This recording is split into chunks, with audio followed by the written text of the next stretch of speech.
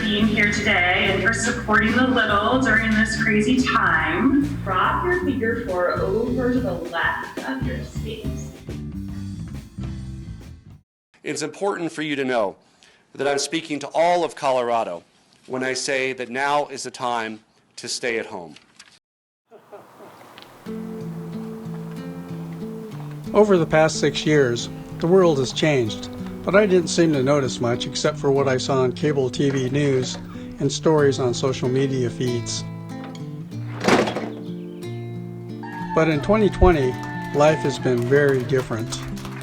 At the end of 2019, a viral pandemic spread quickly around the globe, and now everyone is figuring out how to go about life 6 feet apart from one another. Black Lives Matter! Black Lives Matter!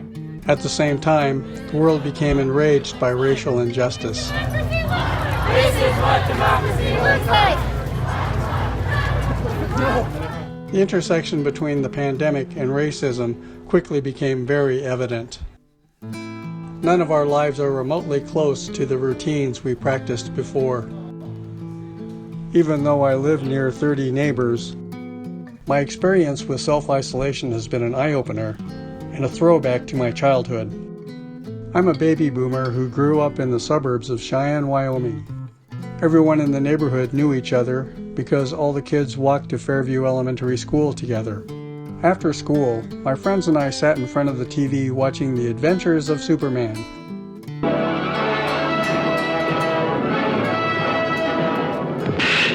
Up in the sky, it's a bird. It's a plane! It's Superman.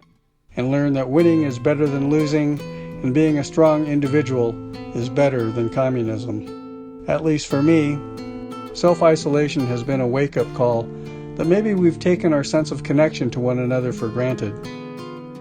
Are we now having to reimagine Superman's American way? I wondered how my neighbors were coping with self-isolation, who have chosen to intentionally provide neighborly support to one another in the Silver Sage Village co-housing community. I arranged visits with my neighbors about their experiences living in community and how their lives have changed. We agreed to meet in a web-streamed Zoom room. The wider society has learned the imperative of connection. If you look at Yo-Yo Ma's Songs of Comfort or all the way the artists are connecting. I think we've gotten deeper into the how we're connected and understanding how we're connected as we've kind of battled our way through this thing over the last couple of months. It's a welcome change for me from the world, which feels like a very me world, to really being able to think, what can I contribute? What will I get from it? And what can we as a community do to make this what we want?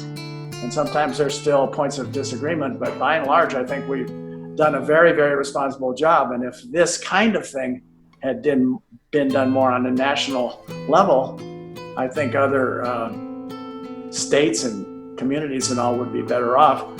It's a great experiment with our co-housing. We knew it was an experiment, and my late wife had a phrase that she wrote down that she wanted to do enduring work for good.